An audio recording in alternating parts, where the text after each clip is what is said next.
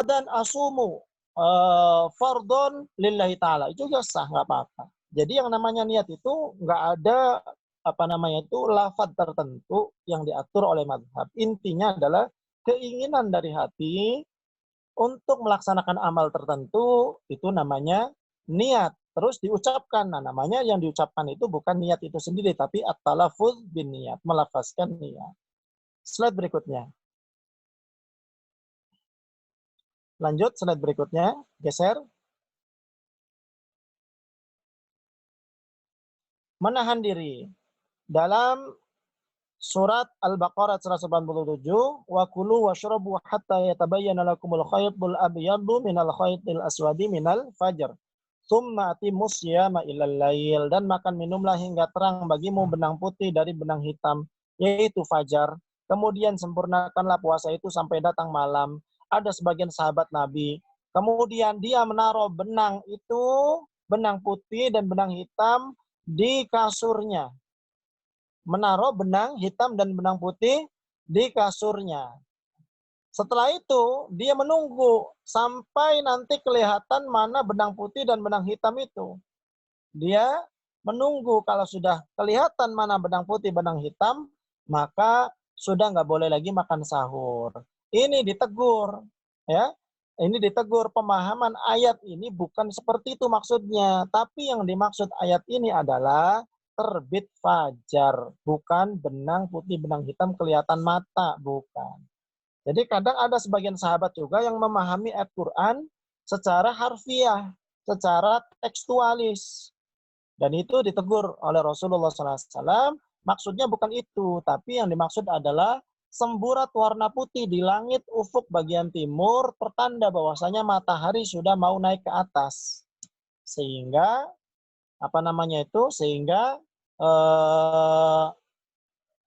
sehingga cahaya itu menjadi petanda bahwasanya waktu subuh sudah masuk. Kalau kita di kota udah nggak bisa lagi lihat karena sudah tertutup banyak gedung, banyak cahaya dan sebagainya. Biasanya kita bisa lihat di pantai atau di pegunungan. Itu bisa kita lihat. Nah, itu untuk waktu sahur itu sampai terbit fajar. Kapan terbit fajar? Terbit fajar itu azan subuh. Masuk waktu subuh itulah fajar terbit. Waktu subuh itu adalah fajar terbit. Catatan bahwasanya sahur itu sunnah dilakukan di waktu sahur, ya. Dari mulai pertengahan malam, ya, sampai subuh itu sudah dianggap sahur boleh.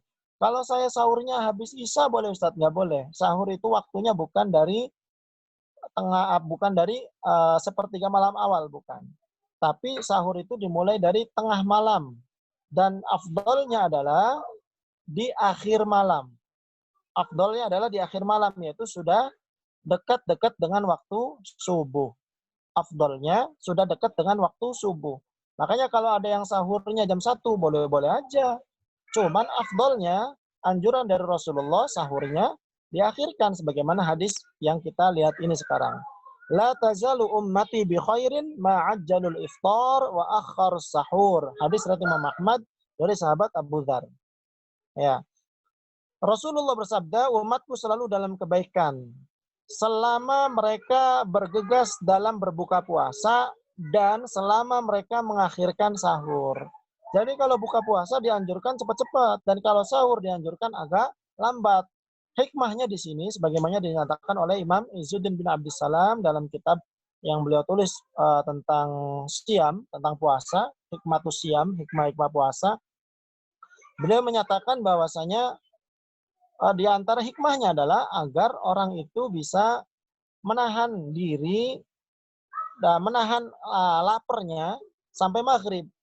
Karena kalau kita makannya itu menjelang subuh, sudah dekat dengan subuh, otomatis jam 7, jam 8 masih belum begitu lapar. Tapi kalau makannya jam 1, jam 7, jam 8 udah mulai lapar. Karena itu udah 7 jam.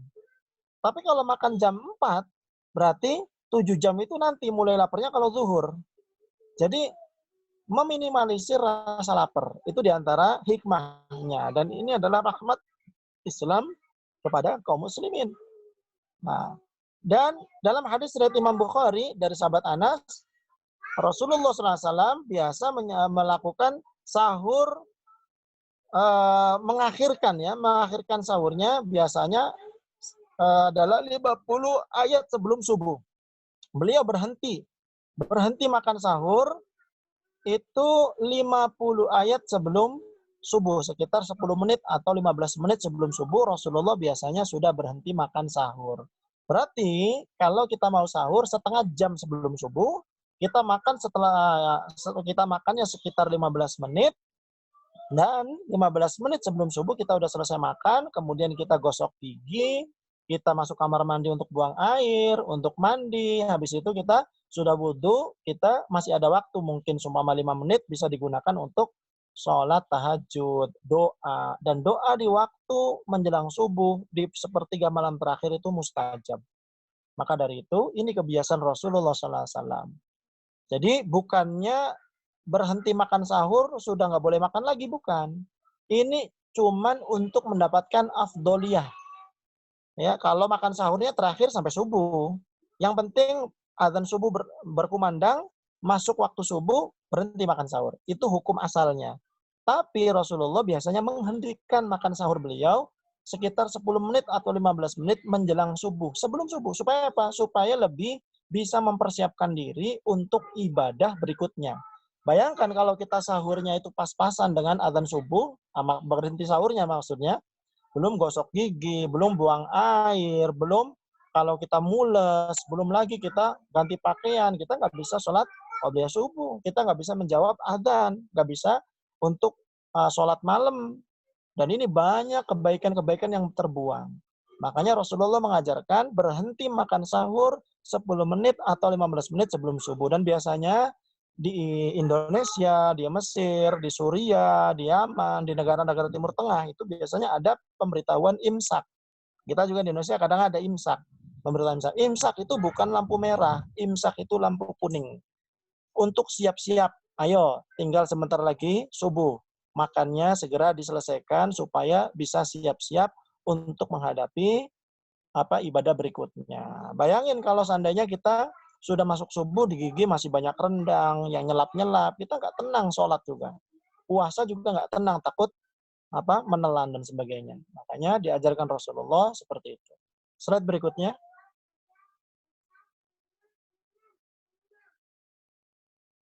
Lanjut, slide berikutnya, digeser lagi. Nah, menahan diri. Ini sudah ini. Ini mundur berarti. Slide berikutnya.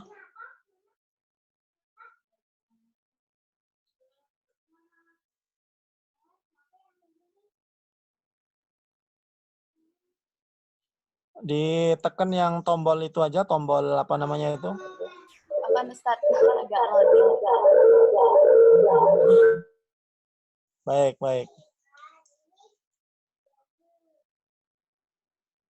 Baik, nah jadi sebelum slide-nya muncul, nggak apa-apa, nanti kalau sudah muncul kita bahas.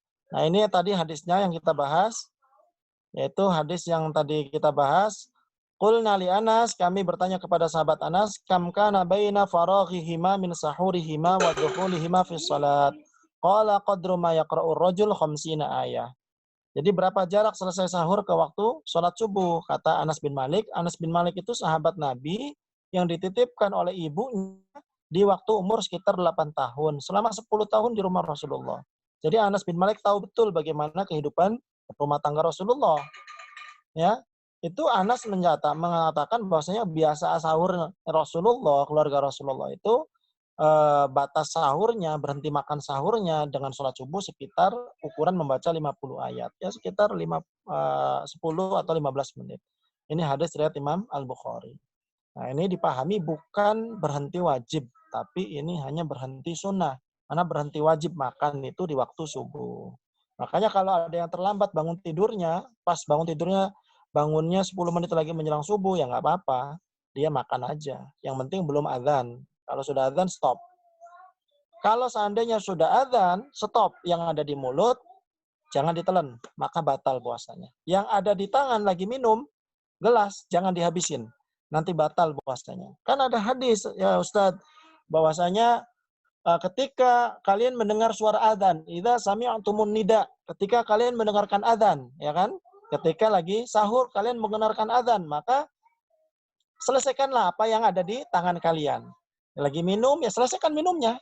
Yang lagi nyuapin di mulut sendok, ya selesaikan yang ada di sendoknya. Itu kata Rasulullah SAW seperti itu. Hadisnya bagaimana itu Ustaz? Kan sahih hadisnya, betul sahih. Tapi seluruh ulama dari zaman sahabat Nabi, tabi'in, tabi'in, para imam madhab, sampai fatwa seluruh dunia, fatwa di Saudi, fatwa Yaman, fatwa Syria, fatwa Palestina, fatwa Mesir, semua fatwa menyatakan hadis Nabi itu adalah azan pertama. Jadi kalau azan pertama lanjut. Sedangkan subuh itu ada 2 azan. Ada azan pertama yang dilakukan oleh Ibnu Ummi Maktum. Itu belum masuk waktu subuh. Azan pemberitahuan untuk bangun sebelum subuh. Mungkin ada yang minta doa, tahajud, istighfar. Itu waktu mustajab. Yang kedua, azan yang dilakukan oleh sahabat Bilal. Nah, itu dilakukan di waktu subuh. Mohon maaf, ketuker. Jadi azan Bilal waktu malam, azan Ibnu Maktum waktu subuh. Jadi dipahami oleh para ulama itu bukan azan kedua, tapi azan pertama. Dan ini sudah ijma' sepakat seluruh ulama. Maka dari itu, ada sebenarnya satu fatwa ulama yang membolehkan, yaitu yang dikeluarkan oleh Syekh Albani. Cuman oleh sesama ulama senior salafi, Syekh bin Baz, Syekh Utsaimin, dan sebagainya, keberatan dengan fatwa Syekh Albani tersebut. Karena apa? Karena bertentangan dengan kesepakatan ulama, ijma' ulama sepanjang masa dari zaman sahabat sampai sekarang. Seperti itu. Jadi tolong, kalau dapat artikel tentang hadis tersebut, itu tidak bisa dibaca mentah-mentah karena pemahaman panggilan azan di situ bukan seperti halnya di Indonesia. Di Indonesia karena azan cuma sekali. Kalau di Timur Tengah masih 2 kali sampai sekarang. Sebagaimana di masa Rasulullah SAW.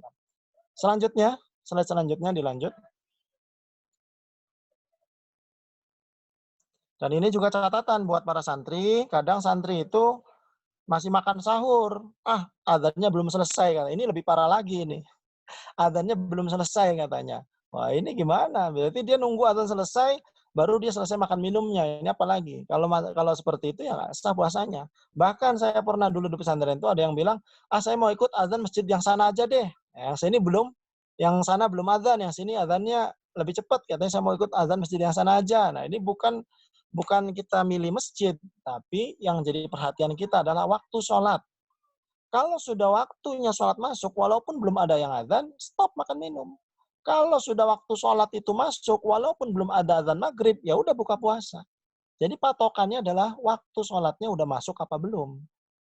Nah, kalau kita di sini bingung, Ustadz, kan nggak bisa kita ngelihat matahari langsung. Nah, kita bisa pakai aplikasi yang valid, ya. Aplikasi yang valid, kita bisa pakai HP kita, download aplikasi yang sudah terkonek dengan data dari Kementerian Agama atau dari ahli-ahli ilmu falak untuk mengukur waktu-waktu sholat.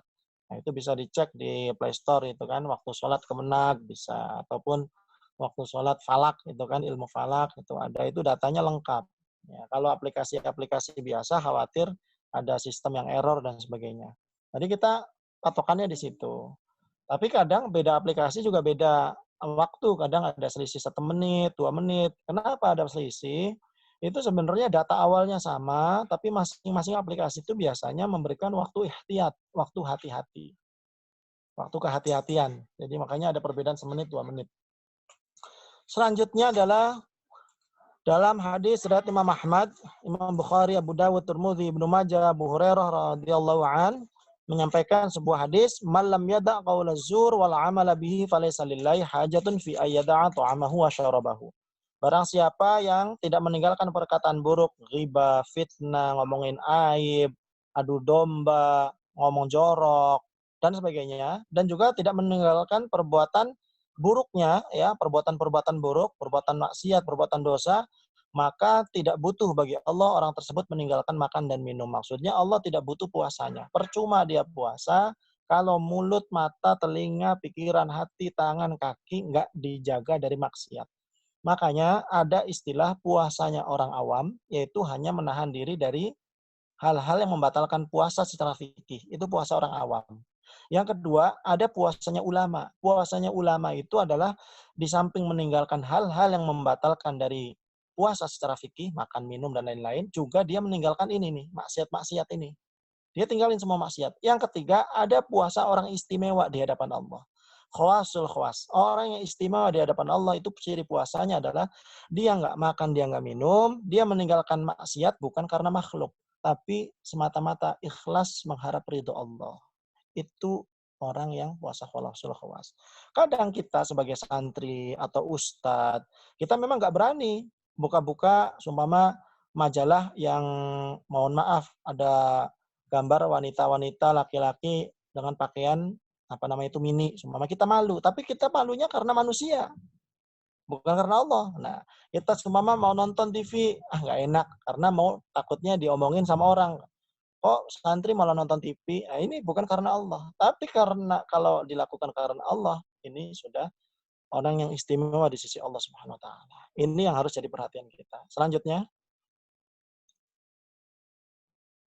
muntah-muntah. Nah, ini masuk ke pembahasan fikih. Man dzara'ahul qai'u wa huwa shaim, siapa yang terpaksa muntah, ya, terpaksa, dikalahkan itu terpaksa. Barang siapa yang terpaksa muntah, dia nggak bisa nahan. Ya, karena memang terpaksa muntahnya. Falaisa alaihi qada, maka dia tidak wajib mengqada puasanya, alias puasanya tetap sah.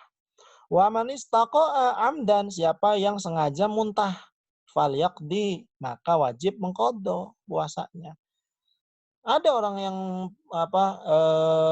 muntah sengaja ada. Contohnya itu artis barat Celine Dion, dia ya memang dia bukan muslimah ya, bukan muslimah, dia muslim. Contohnya dia dietnya itu dengan cara makan enak tapi tetap dimuntahkan lagi. Ya, jadi ada tekniknya dia supaya makanan itu keluar lagi. Nah, ini kalau seandainya dilakukan seorang muslim atau muslimah di waktu puasa, batal lah puasanya.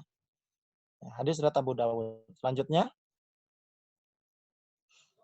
lupa makan minum, itu ya nggak apa-apa. Ini sudah paham semua insya Allah. Hadis riwayat Muhammad, Bukhari, kata Rasulullah SAW, Allah lagi ngasih makan ke dia, ngasih minum ke dia. Namanya orang lupa, nggak apa-apa. Nggak wajib qadha, nggak apa-apa. Lanjut puasanya. Lanjut. Selanjutnya, junub tetap puasa. Nah, kadang ada pertanyaan, Ustadz, saya tadi malam itu mimpi basah. Atau kalau ada yang sudah punya suami istri, Ustadz, tadi malam kita belum sempat mandi, terus pas kita tidur, nyenyak banget tidurnya, bangun-bangun tinggal 5 menit lagi mau subuh. Ini kalau kita nggak sahur, takutnya pagi-pagi nggak kuat puasanya, udah lapar banget. Makanya kita sahur dulu, selesai sahur, pas azan subuh. Jadi kita waktu subuh belum sempat mandi junub. Sah nggak puasanya? Sah. Dan ini hadisnya. Hadis riwayat Imam Bukhari dan Muslim dari Aisyah dan Ummu Salamah. Beliau berkata bahwasanya Rasulullah SAW di saat subuh dalam keadaan masih junub setelah bersetubuh di waktu malam. Bukan karena mimpi. Beliau tidak membatalkan puasanya dan tidak mengqadhanya.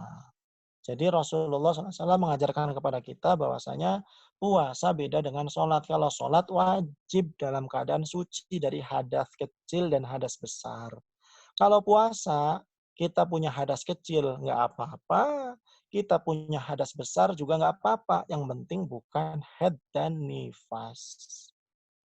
Nah seperti itu. Kalau haid dan nifas ya tetap wajib, tetap nggak boleh puasa kalau haid dan nifas. Haram puasa bagi wanita yang haid dan nifas. Catatan, ada satu kelompok baru saya lihat di Facebook dia bikin postingan dan dia banyak sekali mengeluarkan dalil-dalil bahwasanya wanita yang haid tetap wajib puasa. Nah, ini adalah pendapat yang menyelisihi ijma ulama, kesepakatan ulama dari zaman sahabat sampai sekarang. Jadi yang kita lihat itu bukan cuma dalil. Orang liberal juga punya dalil, bahkan dalilnya dalam Al-Quran. Tapi yang kita perhatikan adalah manhaj istimbatnya itu mengikuti manhajnya para ulama salaf apa tidak. Kalau keluar dari manhaj istimbatnya para ulama salaf, berarti ditolak, terutama kalau bertentangan dengan ijma. Setiap sesuatu yang bertentangan dengan ijma ulama, kesepakatan ulama, maka ditolak. Selanjutnya,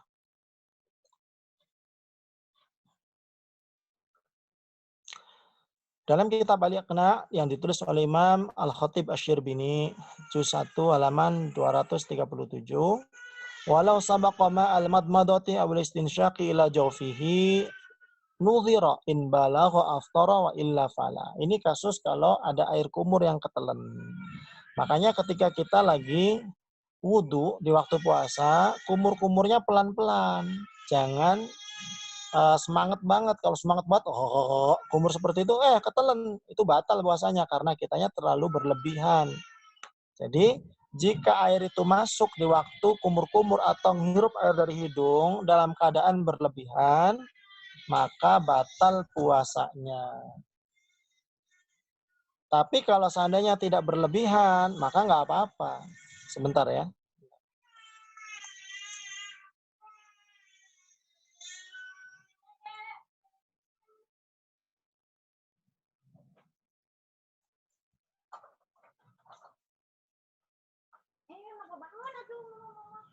Baik, selanjutnya.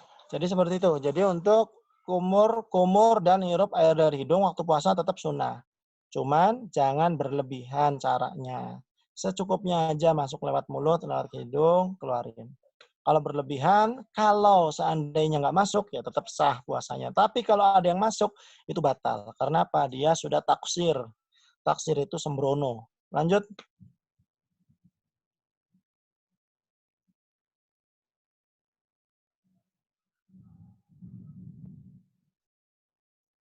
Ya, sambil muncul yang selanjutnya, kita bahas tambahan.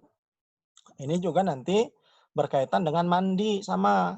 Karena ada banyak sekali anggapan-anggapan yang kurang tepat di masyarakat kalau lagi puasa nggak boleh mandi nyiram kepala. Itu boleh-boleh aja silakan disiram kepalanya. Keramas juga nggak apa-apa. Yang penting nggak minum airnya. Ya kalau minum airnya itu nggak boleh. Nah kalau seandainya nggak sengaja Ustadz keminum airnya lagi mandi. Nah ini dibagi. Mandi ada beberapa macam. Yang pertama, kalau mandinya itu mandi wajib dan mandi sunnah, maka keminum airnya nggak sengaja, nggak batal puasanya.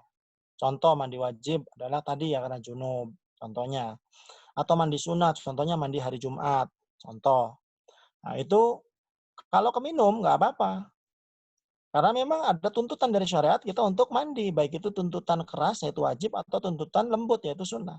Yang kedua, kalau mandinya lit tabarrud, mandi biasa karena pengen adem aja badannya karena udah panas, umpama udah keringetan pengen mandi. Nah, ini hati-hati. Kalau ada yang keminum, nggak sengaja itu wajib untuk mengqadha puasanya. Ini menurut mazhab Syafi'i. Ya, seperti itu. Jadi kalau mandinya bukan mandi tuntutan dari syariat, maka hati-hati. Makanya lebih aman, kepala jangan disiram. Jadi mandi badan doang. Nah, ini aman kalau mandi badan doang. Yang repot kan kalau kepala disiram itu, takut ada yang masuk. Lanjut, suntikan. Nah, ini suntikan. Al-huqnatu wa hiya idkhalu dawa'in aw nahwihi fid dubur fata'biruhu bi annaha min ahadis sabilain. Huknah itu suntikan. Suntikan ini ada macam-macam. Di zaman dulu suntikannya salah satunya huknah adalah memasukkan obat lewat dubur, lewat anus. Itu contohnya bagi orang yang punya penyakit ambeien biasanya. Obatnya itu agak panjang kayak peluru, dimasukkan ke dubur itu biasanya gitu. Ketika lagi puasa, bagaimana dalam kitab Iqna? Memasukkan obat atau lainnya melalui tubuh. Dengan demikian, selain lewat kemaluan, tidak membatalkan puasa karena masuk melalui pori-pori. Jadi, tidak apa-apa memasukkan bagi orang yang punya penyakit ambeien atau wasir, ketika ada jadwal masukin obatnya siang hari. Itu nggak apa-apa. Ya, tidak apa-apa memasukkan obat lewat jalur belakang itu. Sebagaimana yang diterangkan dalam kitab Iqna. Kecuali lewat kemaluan depan. Lewat kemaluan depan, ini yang nggak boleh. Selanjutnya, suntik. Ini pembahasan suntik. Walau awsalat dawa'a li jirahatin 'ala saqi ila dakhilil lahmi aw gharaza fihi sikinan wasalat mukhahu lam yuftir li'annahu laysa bijawfin. Suntik itu tidak membatalkan puasa sebagaimana keterangan dalam kitab Mahalli ataupun Kanzur Raghibin ya.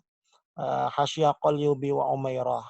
Ya, di halaman 291, juz yang ke-9. Itu dikatakan tidak apa-apa jika seorang memasukkan obat buat luka di betisnya sampai ke dalam daging atau menancapkan pisau di betis. Zaman dulu kan seperti itu, belum canggih sama sekarang ya. Kalau sekarang kita pakai suntikan, ces, ya, itu tidak membatalkan puasa. Ini menurut dalam kitab Kanzul Raghibin. Kalau kita buka dalam kitab yang lain, contohnya dalam kitab At-Taqrir At-Tasadidah, itu ada perincian. Apakah yang dimasukkan suntikan itu adalah suntikan nutrisi atau suntikan obat. Kalau suntikan nutrisi itu pengganti makan minum, sama aja makan dan minum. Suntikan itu contohnya suntikan pakai jarum, suntik, ya, injeksi ataupun bentuknya infus. Kalau yang masuk itu nutrisi sama dengan makan minum, maka batal puasanya. Kan orang sakit 3 hari nggak makan lewat mulut, tapi dia tetap hidup, tetap seger. Karena infus yang masuk itu cairannya adalah cairan nutrisi. Nah, kalau cairan nutrisi, maka dia nggak sah untuk puasa. Nah, kalau seandainya bukan nutrisi, nah ini ada pembahasan lanjutan. Apakah lewat jalur yang tembus ke lambung, ataukah dia hanya masuk ke urat-urat saja? Kalau lewat saluran yang tembus ke lambung, salurannya itu, nah itu maka batal puasanya. Tapi kalau dia cuma ditancapin masuk ke urat-urat, maka itu tidak batal. Ini ada beberapa perbedaan pendapat di sekitar itu. Tapi ini pendapat yang memutlakan pokoknya nggak batal. Ini juga boleh kalau diikuti. Selanjutnya,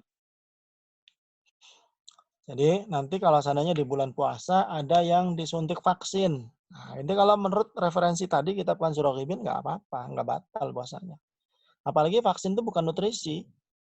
Jadi insya Allah menurut mayoritas ulama, jumhur ulama nggak batal. Orang lagi puasa disuntik vaksin itu tidak batal. Nah, nanti kita akan bahas juga orang lagi puasa di swab, ya, di swab. Dicolokkan sesuatu lewat hidung atau lewat mulut. Itu bagaimana? Batal nggak puasanya? Nanti kita akan bahas insya Allah. Selanjutnya obat mata. Nah, ini dalam kitab Mahalli juga atau Kanzul Raghibin juz 2 halaman 56. Wala yadurul iktihal wa in wujida ta'muhu ayil kuhal. Bi halqihi li'annahu la yanfudh minal aini milal halqi wal wasil ilahi minal masam. Jadi tidak apa-apa. Tidak mempengaruhi kehabisan puasa memakai celak atau pakai obat mata, itu puasanya tetap sah. Orang lagi puasa pakai obat mata tetap sah puasanya. Kenapa?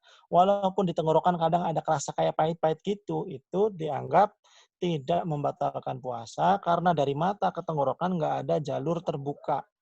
Itu hanya seperti pori-pori saja.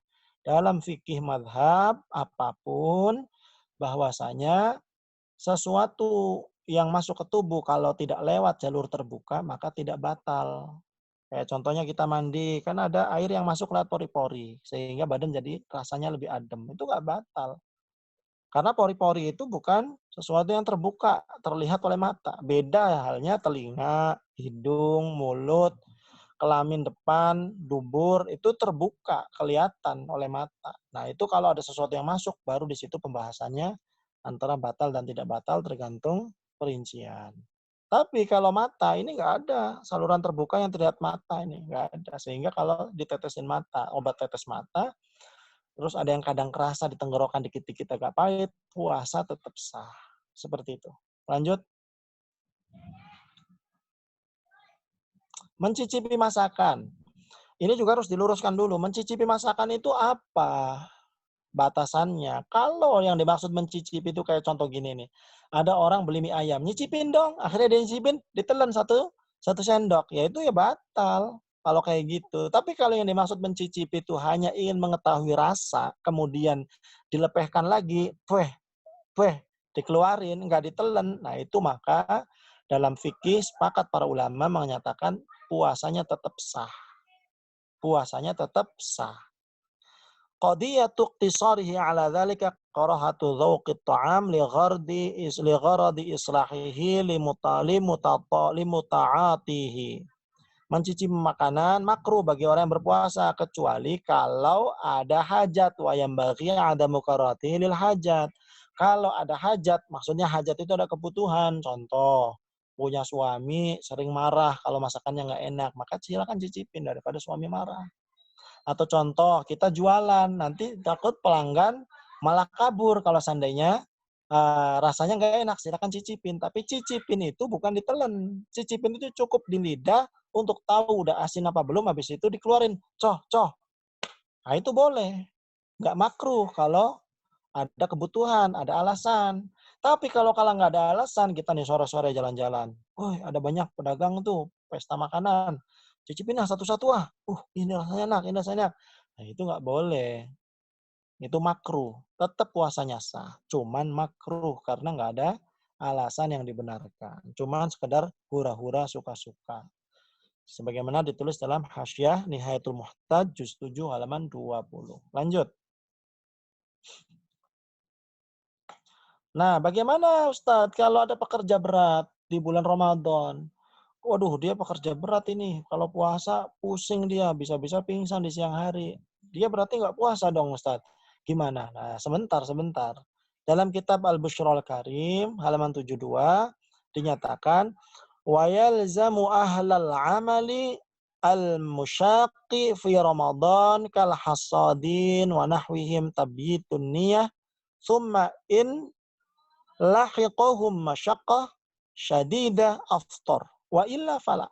Kesimpulannya dalam kitab Bushrul Karim yang ditulis oleh Imam Ba'shin halaman 72, kalau ada pekerja berat yang di waktu bulan Ramadan dia terpaksa harus bekerja di siang hari, dia nyari pekerjaan di malam hari nggak ada, tabungan pun nggak ada, ya dia untuk hidup selama sebulan nggak punya tabungan, nyari pekerjaan yang tidak berat juga nggak ada, nyari pekerjaan yang malam juga nggak dapat, adanya cuma siang, dan kalau nggak kerja nggak ada penghasilan, nggak ada nafkah untuk anak istri, nggak ada yang bisa dimakan, terpaksa dia harus kerja, tapi dia tetap wajib puasa. Sebagaimana normalnya orang, sahur, pagi-pagi dia puasa, nggak boleh ngopi, pagi-pagi nggak boleh ngeteh, apalagi ngerokok, ya nggak boleh.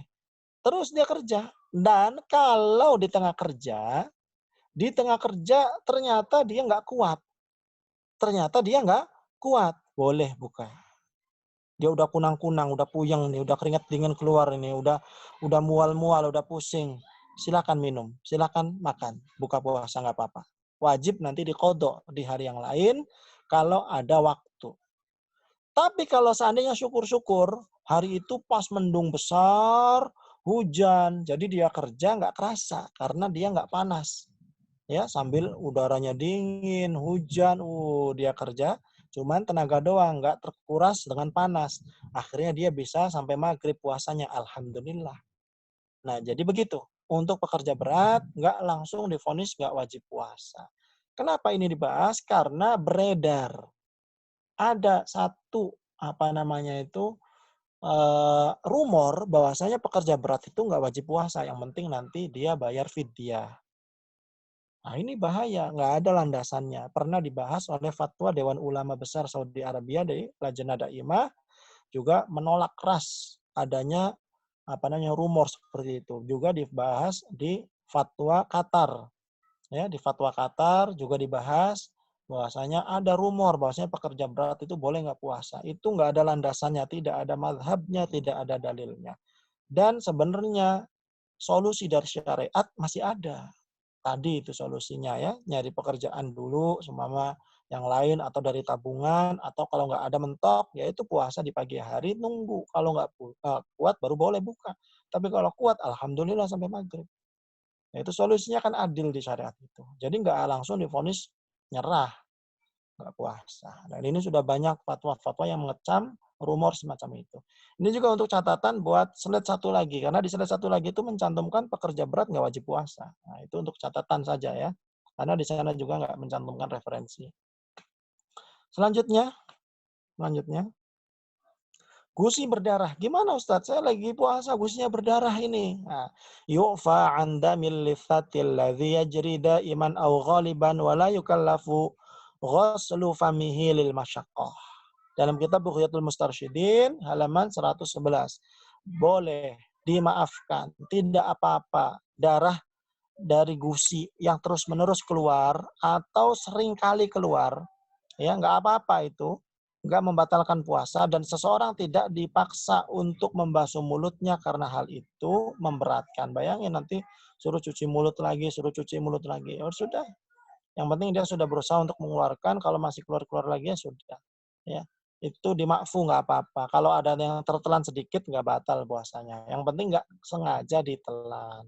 Yang penting nggak sengaja. Lagian juga siapa yang mau nelan darah kan. Selanjutnya,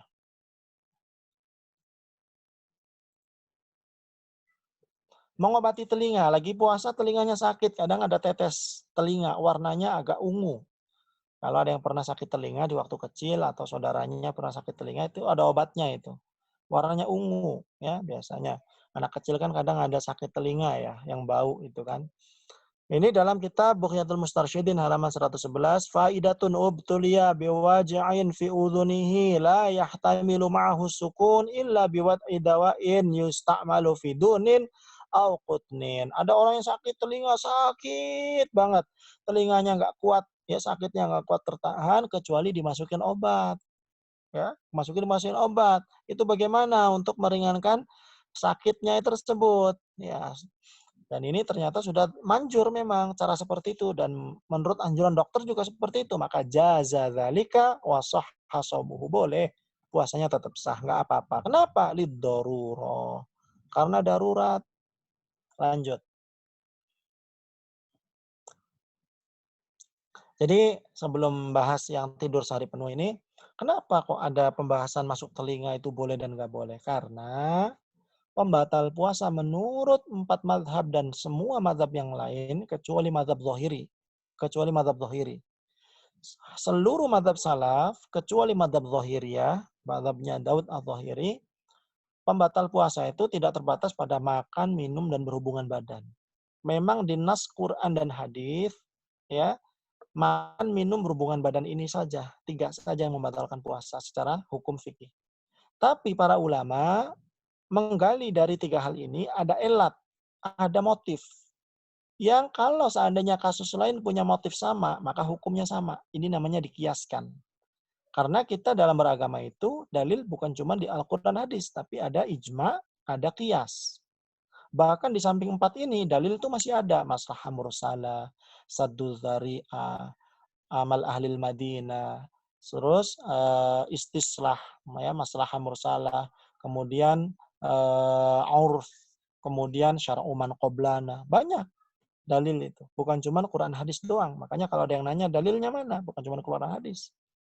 Nah di sini para ulama, mayoritas ulama salaf dan khalaf dari mazhab-mazhab yang ada, mengkiaskan dari makan minum itu setiap sesuatu yang masuk ke lubang yang tembus ke perut. Apa saja ternyata lubang yang tembus ke perut itu? Hidung, mulut, kelamin, dubur. Itu kalau dimasukkan sesuatu, batal puasanya. Kalau masuknya sampai batas tempat yang tidak terlihat mata. Contoh nih hidung. Hidung kalau masih di depan-depan, kita ngupil, nggak batal. Karena kan masih bisa dilihat mata bagian lubang depan. Tapi kalau sudah bagian lubang terdalam, yang kalau kita mata mau ngelihat nggak bisa, itu kalau kita masukin sesuatu sampai ke dalam, itu batal puasanya. Begitu juga telinga. Ya, kalau cuma di depan-depan doang nggak apa-apa, masih kelihatan mata. Tapi kalau sudah masuk bagian terdalam, nah ini sampai mata nggak terjangkau, terjangkau oleh penglihatan mata, maka itu batal puasanya. Ini pendapat mayoritas ulama seperti itu. Kalau menurut mazhab Daud al-Zahiri, yang membatalkan puasa, sebagaimana dikatakan Imam Ibnu Hazm dalam kitabnya Al-Muhalla, yang membatalkan puasa ya sudah, yang ada di Quran, hadis aja udah. Cuman makan, minum, sama berhubungan badan sudah. Yang lain-lain nggak ada yang batal. Mau masuk mata kayak, masuk hidung kayak, masuk mulut, masuk telinga. Kalau bukan makan minum nggak batal. Nah, seperti itu pendapat Ibnu Hazm. Ya, karena memang dalam mazhab Daud al-Zahiri dan yang lebih dikembangkan lagi oleh Imam Ibnu Hazm menolak semua jenis kias. Baik kias jali maupun kias khafi ditolak, tidak dianggap dalam mazhab Zahiri. Nah, itu alasan kenapa ada perbedaan pendapat dalam hal itu. Makanya kalau seandainya kita ngikut mazhab zahiri, ya sudah. Kayak pembahasan tentang tetes mata, tetes telinga, semua nggak ada yang batal. Kayak pembahasan kita mau mandi, masuk ke hidung, masuk ke telinga, airnya nggak batal. Kita keramas, sampoknya, busanya masuk ke hidung, masuk ke telinga, nggak batal. Mutlak, masuk ke mata, nggak ada yang batal. Pokoknya mazhab zahiri selain makan minum nggak batal. Termasuk nanti swab. Swab itu kan dimasukkan sesuatu ke hidung atau ke mulutnya. Ya nggak batal. Karena memang bukan makan dan minum. Selesai. Dan itu memang lebih simpel sebenarnya. Cuman ini berbeda dengan mayoritas ulama seluruh mazhab. Ya. Selanjutnya tidur sehari penuh. Wala yadurrun naumu wala wistaghraqa jami'an nahari haitsu nawa qabla naum. Dalam kitab Hasyal Bajuri juz 1 halaman 287. Dan tidur tidak membatalkan puasa walaupun menghabiskan seluruh waktu siang. Sekiranya dia sudah niat puasa sebelum tidur tapi tidak dapat pahalanya. Karena apa? Karena dia bablas sholat zuhurnya, bablas sholat asarnya. Kan seperti itu. Tidur dari mulai habis subuh sampai bangun-bangun maghrib. Nah, ngapain aja? Puasa nggak produktif. Puasa nggak ada amal ibadahnya sama sekali. Ini justru habis amal baiknya hanya untuk tidur saja. Secara fikih memang nggak apa-apa. Secara fikih. Tapi kita dalam beragama bukan cuma melihat dari sudut pandang fikih. Nah, ini justru Ramadan yang setahun sekali harusnya digunakan untuk banyak tadarus, tilawah, untuk banyak berdoa, untuk banyak amal soleh, bukan untuk banyak tidur. Selanjutnya,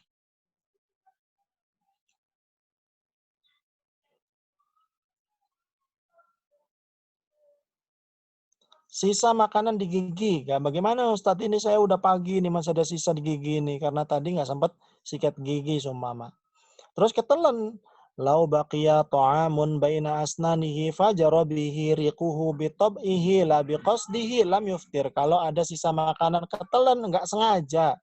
Nggak sengaja, maka nggak batal. Dengan syarat in ajiza an tamyizihi wa majhi. Dengan syarat yang masih tersisa di gigi itu sudah berusaha dikeluarkan nggak bisa. Ini ada usaha dulu. Tapi kalau kita semua habis makan sahur terus belum sikat gigi, belum ada usaha mengeluarkan sisa-sisa gitu kan di mulut, nggak pakai tusuk gigi dan sebagainya, terus kita biarin aja ada yang ketelen. Nah ini namanya nggak ada usaha untuk menolak.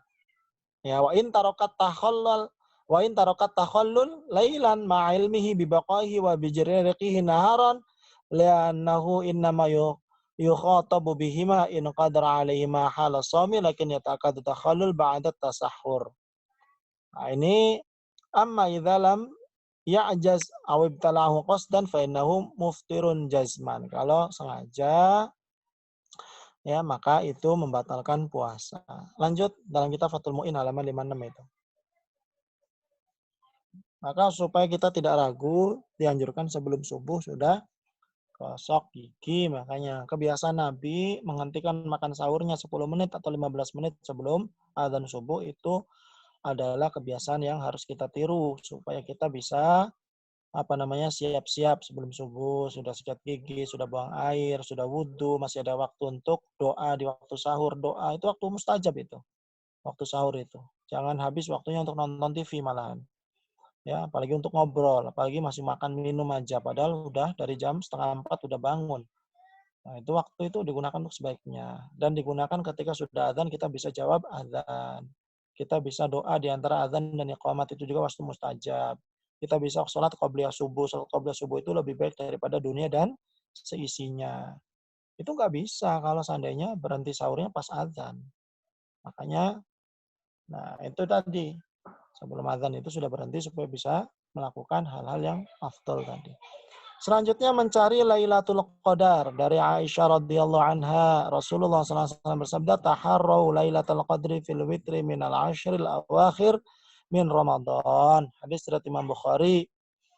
Bahwasanya Rasulullah SAW menyatakan berusahalah dengan sungguh-sungguh mendapatkan Lailatul Qadar pada hari ganjil dari 10 hari terakhir bulan Ramadan. 10 hari terakhir itu berapa? Tanggal berapa? Nah, ini Imam Ibnu Hazm dalam kitab Al-Muhalla mengulas. Jadi ganjil 10 hari itu bukan cuma tanggal 21, 23, 25, 27, 29. Itu kalau 30 hari.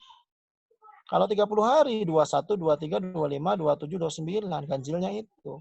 Kalau Ramadannya 29 hari, berarti kalau 29, 10 harinya dimulai dari tanggal 10 harinya dimulai tanggal 20. 10 harinya itu dimulai dari tanggal 20, 20, 21, 22, 23, 24, 25, 26, 27, 28, 29. Jadi kalau seandainya Ramadannya 29 hari, maka 10 hari terakhir itu dihitungnya dari tanggal 20. 20 itu tanggal 1 ibaratnya, ganjilnya. Terus 22, 24, 26, 28. Nah, itu ganjilnya. Sedangkan kita tiap tahun nggak tahu Ramadan kita ini 30 hari atau 29 hari. Kan kita nunggu sidang isbat. Kita nggak tahu 29 hari apa 30 hari. Maka jangan pilih-pilih tari Lailatul Qadar, iktikaf tari Lailatul Qadar di tanggal 21, 23, 25, 27 doang. Tapi kita harus iktikaf full dari tanggal 20 sampai akhir. Supaya kita tidak terlewat dari Lailatul Qadar. Nggak usah pilih-pilih. Karena itu yang namanya Lailatul Qadar kan amrul ghaib, sesuatu yang ghaib, nggak bisa kita ketahui. Nah, seperti itu yang disampaikan oleh Imam Ibnu Hazm dalam kitab Al-Muhalla.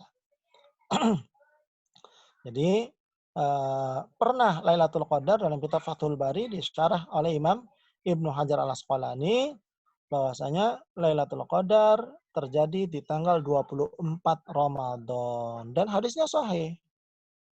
24 Ramadan dalam kitab Fathul Bari syarah Sahih Bukhari. Kenapa? Karena bisa jadi di tahun itu Lailatul Qadarnya Ramadannya 29 hari. Jadi 24 itu ganjilnya. Ganjilnya kalau 29 hari itu 22, 24, 26, 28. Tapi kalau 30 hari Ramadannya ganjilnya 21, 23, 25, 27, 29. Nah, lanjut slide berikutnya. Tadarus Ramadan. Ini juga kebiasaan yang harus kita lakukan di bulan Ramadan. Ada yang namanya tadarus. Wa yustahabbu istihbaban muakkadan fi Ramadan. Mudarasatul Quran. Tadarus itu dari kalimat darasa yudarisu mudarasatan tadarus. Ya, tadarus itu wazannya fa'ala yufa'ilu. Wazan fa'ala yufa'ilu itu faidahnya lil musyarakah. Ada keterlibatan dua orang atau lebih. Yang namanya tadarus itu satu baca, satu nyimak. Itu tadarus. Dan ini kebiasaan Rasulullah di bulan Ramadan bersama Jibril. Jibril nyimak, Rasulullah yang menyampaikan Qur'annya, bacaannya, hafalannya. Dicek setiap tahun sama Jibril. Jangan sampai ada yang lupa. Kita juga sama. Tadarus itu tujuannya dicek sama teman. Bisa jadi kita selama ini nganggap benar terus hafalan kita. Pas dicek teman, ada yang salah. Kan dari situ taunya. Atau mungkin kita nganggapnya bacaan kita benar terus pas dicek teman, salah bacaannya. Entah makhrajnya, entah harokatnya. Dengan ada orang yang mengecek, kita jadi lebih tahu kekurangan diri. Itu tadarus. Jadi tadarus itu syaratnya adalah ada dua orang minimal atau lebih. Satu membaca, satu menyimak. Itu namanya tadarus. Dan ini yang disunnahkan sekali di bulan Ramadan. Istihbaban mu'akkadan. Sunnah mu'akkadah. Sunnah yang sangat ditekankan sekali. Nah, kalau seandainya baca Quran sendiri, itu namanya bukan tadarus. Itu namanya tilawah. Beda loh. Tilawah tetap sunnah. Tapi tadarus lebih sunnah. Dan Malaikat Jibril bersama Rasulullah mencontohkan. Ini hadis riwayat Imam Bukhari. Di hadis nomor 6. Ya, dan ini diterangkan dalam kitab Raudhut Thalib. Dalam kitab Raudhut Thalib. Ya. Tadarus seperti itu. Yang selanjutnya catatan bagi kita di bulan Ramadan, ya, bagi kita tadarus atau tilawah itu terbagi menjadi dua. Satu, bagi orang yang sudah paham 30 juz Al-Quran, maka bagi dia ada khilaf di antara ulama, mana yang lebih afdol, baca cepat dapat banyak atau baca paham dapat sedikit. Nah ini khilaf di antara para ulama tentang itu. Kalau Imam Syafi'i, dalam mazhab Syafi'i, bagi yang sudah paham 30 juz isi Quran, lebih afdol baca cepat. Contohnya Imam Syafi'i sehari khatam 2 kali. Jadi di Ramadan beliau khatam 60 kali. Di bulan Ramadan beliau khatam 60 kali. Itu Imam Syafi'i. Imam-imam yang lain juga kurang lebih sama seperti itu. Utsman bin Affan itu setiap sholat tahajud 1 rakaat khatam. Utsman bin Affan. Bahkan ada seorang tabi'in, saya lupa namanya siapa ya. Dalam kitab Fadailul Quran yang ditulis oleh Imam Ibnu Katsir, beliau dalam semalam baca 3 kali khatam. Bacaan berarti cepat. 3 kali khatam. Ini kalau cuma baca kayaknya nggak mungkin. Cara baca kita kayaknya nggak mungkin. Itu sudah diberikan oleh Allah Subhanahu wa taala ya, sehingga bacanya tetap tartil, tetap sesuai tajwid, cuman waktunya dipercepat, waktunya dilambatkan oleh Allah. Namun menurut sebagian ulama yang lain, dan ini yang dikutip oleh Imam Ibnu Qayyim dalam kitab Zadul Ma'ad, bahwasanya yang lebih afdol adalah baca pelan sambil dipahami, sambil ditadaburi. Nah, ini bagi orang yang sudah 30 juz paham Quran. Yang kedua, bagi yang belum 30 juz paham Quran, maka afdolnya adalah, bukan afdol ya, maka kewajibannya adalah membaca sambil memahami. Membaca sambil memahami. Nah, ini untuk baca tilawah atau tadarus. Nah, kita kalau seandainya contoh gini, sekarang ada namanya tafsir Muyassar, sudah diterjemahkan ke bahasa Indonesia. Atau tafsir Jalalain, sudah diterjemahkan ke bahasa Indonesia. Kita habis sholat baca 4 halaman ya, itu selesai dalam waktu 30 hari, 30 juz. Habis sholat 4 halaman, habis sholat 4 halaman, habis sholat 4 halaman. Nah, berarti 4 kali 5, 20 halaman, 1 juz sehari. Berarti dalam waktu 30 hari, 30 juz. Selesai membaca tafsir 30 hari. Apalagi kalau antum masih di pesantren. Itu waktunya masih banyak. Beda dengan yang sudah banyak aktivitas di luar, dagang, jualan, kerja, dan sebagainya. Nah, kalaupun seandainya saat habis sholat itu bukan 4 halaman yang dibaca, cuma 2 halaman, berarti selama Ramadan selesai 15 juz. Atau habis sholat 1 halaman, berarti selama Ramadan dapat 7,5 juz. Nah, itu kita sudah paham Quran, berarti 4 bulan insya Allah sudah selesai 30 juz. Jadi konsepnya sebenarnya gampang. Konsepnya, cuman yang agak susah itu memang istiqomahnya. Makanya banyak berdoa kepada Allah Subhanahu wa taala untuk diberikan kemudahan dan cari teman. Cari teman untuk bersama-sama baca. Ya gantian ya. Seperti itu. Biasanya kalau ada temannya lebih kuat. Slide selanjutnya. Sudah selesai. Subhanallah. Nah, waktunya juga sudah jam 17.28. Mungkin ada yang mau ditanyakan terlebih dahulu, silakan. Banyak sebenarnya yang mau disampaikan. Belum lagi satu slide berikutnya itu. Belum bahas tentang bagaimana puasanya wanita hamil, wanita menyusui. Antum sebelum pada hamil dan menyusui. Makanya kita bahas yang kebutuhan antum dulu. Nah, untuk kasus PCR ataupun swab itu fatwa Majelis Ulama Indonesia dan juga fatwa di negara-negara Timur Tengah tidak membatalkan puasa. Jadi kalau ada di antara antum yang di tes swab itu nggak batal puasanya, nggak apa-apa. Atau disuntik vaksin nggak batal puasanya. Itu fatwa dari lembaga fatwa Yordan, lembaga fatwa Mesir, lembaga fatwa Qatar, lembaga fatwa Saudi dan sebagainya nggak batal. Termasuk MUI Indonesia juga sama. Ada yang mau ditanyakan? Boleh silakan untuk interaksi.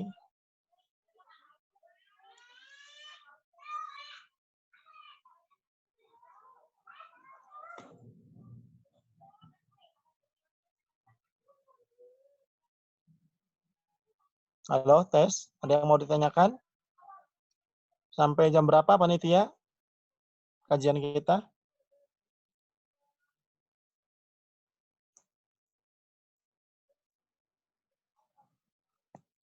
Cek, cek. Belum ada suara.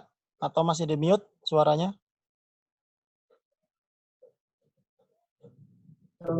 Assalamualaikum.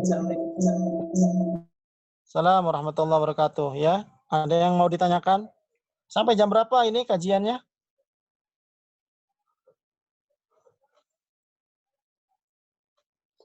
Assalamualaikum warahmatullahi wabarakatuh. Waalaikumsalam warahmatullahi wabarakatuh. Ya, Ustaz, hukum Ya. bekam pada bulan puasa itu saya damar. Hukum bekam pada bulan puasa itu gimana, Ustaz? baik. Muala Rasulullah ma'ba'ad, berbekam pada bulan puasa ada hadisnya sahih, aftarul hajim wal mahjum. Aftarul hajim wal mahjum. Batallah puasanya orang yang berbekam. Hadisnya sahih, sepakat seluruh ulama. Tapi mayoritas ulama mengatakan bahwasanya hadis ini mansukh, sudah dihapus hukumnya. Karena Nabi dan para sahabat beliau berbekam di bulan puasa di akhir menjelang hayatnya. Di akhir menjelang ajalnya. Di akhir hayat menjelang ajalnya. Itu hadis terdahulu. Sehingga tidak semua hadis sahih bisa diamalkan langsung. Contohnya ini. Ya. Baik, 10-15 menit lagi ya. Oke. Jadi contohnya ini. Hadis sahih tidak bisa diamalkan karena Nabi Shallallahu Alaihi Wasallam meralat keputusan awal tentang batalnya orang yang membekam dan yang dibekam. Nabi mencontohkan sendiri beliau di siang hari Ramadan berbekam dan beberapa sahabat Nabi juga berbekam. Tapi tidak dianjurkan karena membuat badan jadi lemas. Seperti itu. Wallahu alam. Selanjutnya silakan kalau ada yang mau ditanyakan.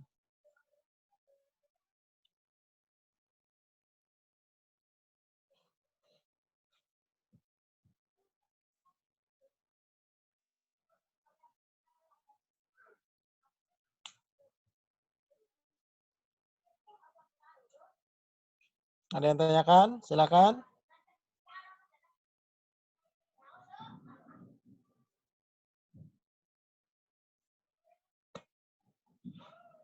Enggak ada? Baik. Kalau enggak ada, lanjut materi berikutnya.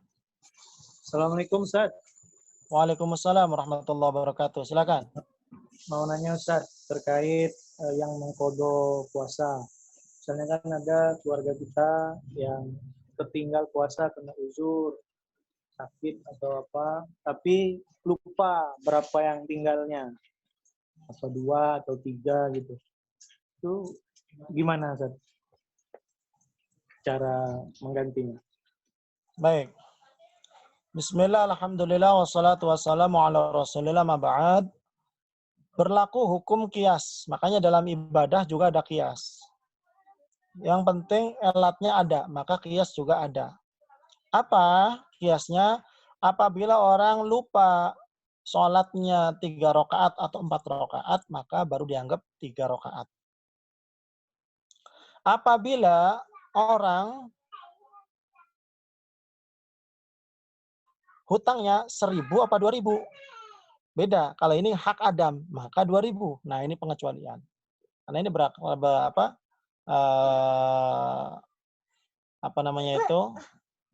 berkaitan dengan hak Adam. Maka kasus kiasnya adalah kepada sholat tadi. Kalau kita lupa puasa yang ditinggalkan itu 2 hari apa 3 hari, ya, maka ini dianggapnya adalah 3 hari puasa yang ditinggalkannya. Sebagaimana hak kepada Adam, hak kepada Allah, wa haqqullahi ahaqqu ayyuqdo. Hak kepada Allah, fadainullahi, mohon maaf, fadainullahi ahaqqu ayyuqdo. Dalam hadis Nabi SAW, maka hutang kepada Allah lebih wajib untuk diqadha. Dan masalah puasa ini hutang kepada Allah. Jadi disamakan dengan hutang kepada manusia tadi, bahwasanya kalau seandainya Kalau seandainya punya hutang puasa 2 hari apa 3 hari, maka dianggap punya puasanya adalah 3 hari. Wallahu alam seperti itu. Nggak bisa. Selanjutnya silakan kalau ada yang mau ditanyakan. Tambah, ada lagi?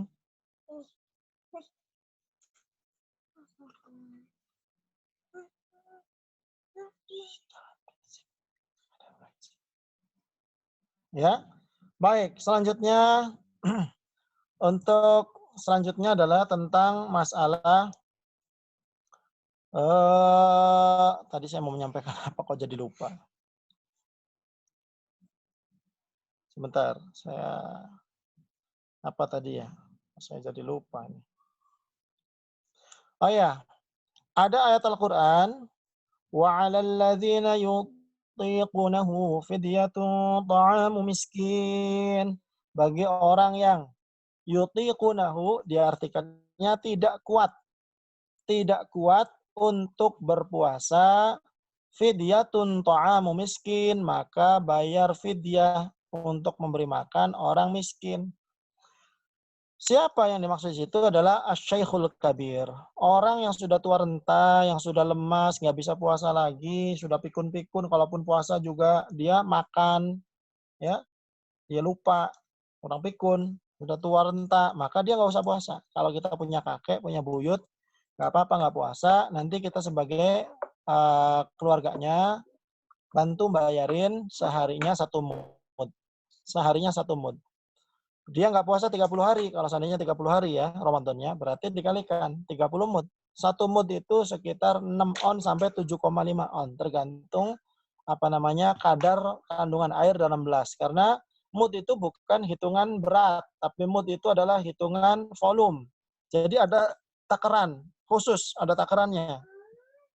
Ada takaran khusus, kalau dimasukkan beras, beda berat. Makanya nggak tepat kalau mud itu disamaratakan beratnya. Itu tergantung berasnya. Kalau takaran itu yang dimasukkan adalah biji besi, pastinya lebih berat. Tapi kalau dimasukkan kapas, pastinya lebih ringan. Makanya tergantung apa yang dimasukkannya. Jadi mud itu takaran. Takaran itu kalau dalam 3 mazhab, Maliki, Syafi'i, dan Hambali, perkiraan antara 6 on sampai 7,5 on 1 mud.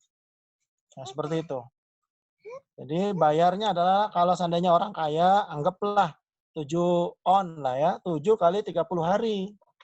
Berarti sekian kilo. Ya, 7 kali 3 itu 21. Berarti 21 kilo. Dibagi kepada fakir miskin untuk ganti puasanya orang tua kita yang sudah tua renta. Disamakan untuk orang yang sakit tidak mungkin sembuh menurut medis. Sakit nggak mungkin sembuh dan dia nggak bisa puasa. Maka walaupun dia masih muda, tapi boleh ya boleh dibayarkan mudnya saja. Nggak puasa karena dia nggak mungkin bisa puasa. Dan selanjutnya adalah menurut pendapat Ibnu Abbas dan Ibnu Umar, bahwasanya ayat tadi juga berlaku untuk wanita hamil dan yang menyusui. Boleh, dia tidak puasa dan tinggal bayar fidyah saja. Namun mayoritas ulama tidak menggunakan fatwa tersebut. Begitu juga fatwa di Saudi Arabia ataupun di lembaga fatwa-fatwa yang lain, karena memilih fatwa mayoritas ulama salaf dan khalaf dari beberapa sahabat Nabi yang lain, bahwasanya untuk wanita hamil itu tidak disamakan dengan orang yang sudah tua renta. Tapi wanita hamil disamakan dengan orang yang sakit. Orang yang sakit itu ada 2 macam. Satu, kalau sakitnya bisa sembuh, maka dia wajib qadha.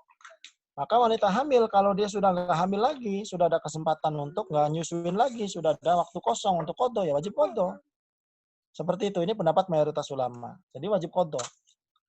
Dan fatwa Ibnu Abbas dan Ibnu Umar tadi oleh Syekh Yusuf Al-Qardawi dipahami untuk kondisi wanita di zaman itu. Di zaman sahabat tabi'in, tabi'in, di zaman salaf, itu kondisinya adalah setiap wanita hamil tahun ini, tahun depan menyusui, tahun depannya lagi hamil, tahun depannya menyusui, tahun depannya hamil, tahun depannya menyusui, tahun depannya nggak ada habis-habisnya. Dan dulu punya anak 20, 30, 25, 40. Wanita dulu seperti itu. Anaknya 15, nggak ada kesempatan untuk qadha. Makanya Ibnu Umar dan Ibnu Abbas memfatwakan cukup fidyah karena nggak ada waktu qadha.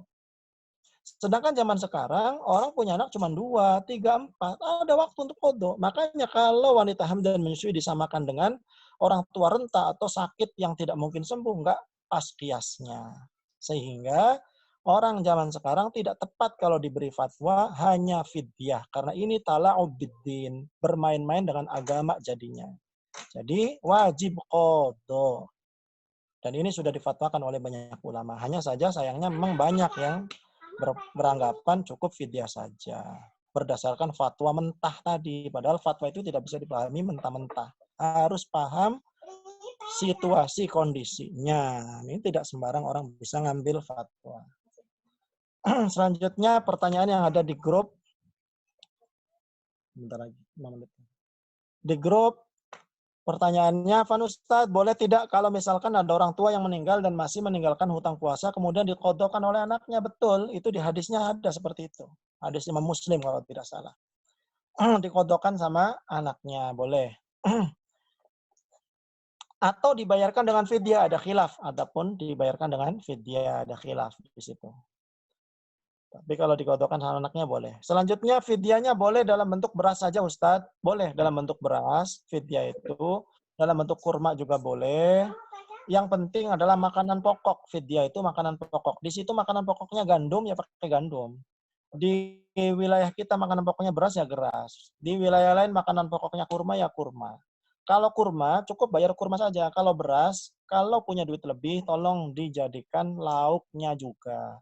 Karena orang itu kalau cuma dikasih beras aja nggak bisa makan. Beda kurma. Kurma itu langsung dimakan bisa. Kalau beras nggak bisa langsung dimakan. Harus butuh gas, dimasak dulu, cari lauknya lagi. Orang miskin kasihan. Makanya kalau bisa, sudah dalam bentuk mateng, ada lauknya, ukuran 7 on itu dibuat mateng untuk makan pagi, makan siang, makan sore, plus lauknya. Itu afdolnya seperti itu. Kalau ada duit. Tapi kalau nggak ada, beras saja ya nggak apa-apa. Afan Ustadz, bagaimana hukumnya kalau kita mengqadha puasa di bulan Syawal atau puasa sunnah Senin Kemis? Maksudnya mengqadha puasanya sambil puasa Senin Kemis gitu ya maksudnya ya. Ada khilaf. Ada yang membolehkan dan ada yang tidak membolehkan. Jadi kalau seandainya kita tidak menggabung niatnya, tasyrik dalam fikih itu pembahasannya tasyrikun niat. Syarroka yusyarriku tasyrik. Kaf, pakainya kaf. Syarroka yusyarriku tasyrik. Tasyrikun niat. Kalau seandainya menggabung puasa di bulan Syawal, niatnya puasa qadha dan puasa Syawal, atau puasa qadha dengan puasa Senin Kemis, maka khilaf. Ada yang mengatakan nggak sah, ada yang mengatakan sah salah satunya. Tapi jalan keluarnya adalah jangan niat menggabung, supaya tidak terjadi khilaf antar ulama. Kita puasa di hari Senin, tapi puasa qadha. Kita puasa di hari Kemis, puasa qadha. Nggak niat puasa Senin Kemis, maka di sisi Allah di ganjarnya 2 karena bertepatan di hari Senin dan bertepatan di hari Kamis. Jadi dapat pahala qadha dan dapat pahala Senin Kamisnya. Tapi niatnya satu, niatnya puasa qadha saja. Wallahu alam, seperti itu. Itu keterangannya ada di beberapa kitab induk seperti Nihayatul Muhtaj ataupun Hawasyi Syarwani ala Tuhfatil Muhtaj. Pertanyaan selanjutnya adalah Afwan Ustadz, apa boleh sikat gigi pada siang hari? Boleh, yang penting busanya jangan ditelen, karena itu membatalkan puasa. Makanya dianjurkan sikat giginya sebelum subuh. Karena supaya lebih tenang kita puasanya. Kalau sikat gigi di pagi hari, di waktu duha, di siang hari, itu boleh-boleh saja, tapi khawatir ada yang ketelen. Nah, itu kalau ketelen itu bisa membatalkan puasa. Kalau qadha sholat kakek yang sudah meninggal Ustadz usia 79 tahun dan jumlah sholat yang ditinggal tidak terhitung lagi, bagaimana? Ini juga ada khilaf untuk qadha sholat orang lain ya. Dalam mazhab Syafi'i ada 3 pendapat. 1, tidak diqadha dan tidak difidyah. Yang kedua, diqadha. Yang ketiga, difidyah. Dan Imam Tajuddin As-Subki mengqadha ya, melakukan qadha ya untuk orang tuanya. Jadi dan ini juga yang ditegaskan oleh Imam Syafi'i kalau tidak salah dalam kitab Fathul Mu'in dicantumkan bagaimana cara qadha-nya. Kalau kita mengikuti ulama yang menganjurkan qadha, ya qadha sampai kalau nggak terhitung jumlahnya, qadha sampai hati kita merasa tenang. Begitu dalam syarah-syarah kitabnya, terutama dalam kitab Fathul Mu'in, sampai hati merasa lega. Mudah-mudahan Allah terima. Seperti itu. Jangan lupa banyakin sedekah, banyakin istighfar untuk orang tua kita. Seperti itu. Jadi memang ada khilaf di sini. Ada yang mengatakan nggak usah qadha, nggak usah fidyah. Ada juga yang mengatakan boleh diqadha. Ada juga yang mengatakan boleh diqadha. Ada riwayat Ibnu Abbas kalau tidak salah. Ada riwayatnya dari sahabat Ibnu Abbas. Dan ini pendapat Imam Syafi'i dan sebagian ulama mazhab Syafi'i termasuk Imam As-Subki. Dan ada yang mengatakan cukup di fidyah saja, bayar fidyah. Jadi ada khilaf di situ. Selanjutnya kalau berkumur-kumur pada saat wudhu di siang hari bagaimana Ustadz? Ya tadi itu sudah dibahas di slide pertama, kumur-kumur dan ngirup air hidung di waktu siang itu boleh. Cuman jangan berlebihan. Kalau berlebihan masuk batal lah sholatnya puasanya walaupun nggak sengaja. Nah, makanya kumur-kumurnya biasa aja, jangan berlebihan. Cuma sekedar masuk mulut dikeluarin lagi. Wallahu a'lam bishawab, sudah jam 17.45. Saya rasa sudah cukup. Tadi dari panitia memberi waktu hanya tinggal 15 menit saja. Ini sudah 15 menit. Kalau seandainya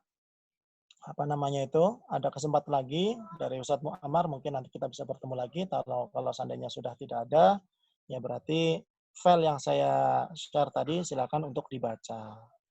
Ada satu pertanyaan lagi, ada terakhir. Satu pertanyaan lagi.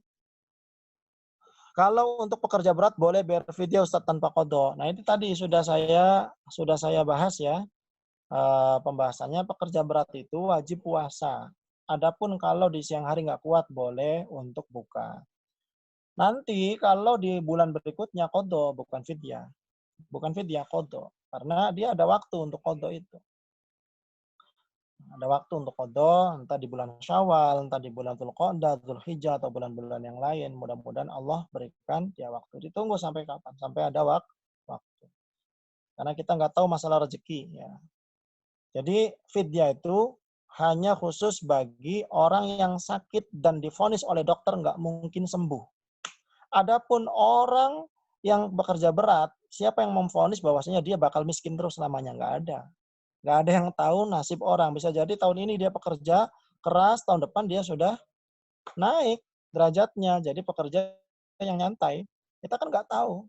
Makanya jangan langsung fidyah, qadha. Wallahu a'lam bishawab. Mungkin ini saja yang bisa kita bahas pada kesempatan kali ini. Ya, mudah-mudahan bermanfaat. Kalau seandainya ada pertanyaan, silakan disampaikan lewat WhatsApp. Nanti insya Allah saya jawab. Karena sebagian dari antum juga punya WhatsApp saya. Saya bebas untuk ditanya. Jadi boleh siapapun bertanya lewat WhatsApp ke saya. Selama saya bisa, insya Allah saya jawab semampu saya. Kalau pengen jawaban lebih detail, insya Allah nanti saya sampaikan referensinya juga.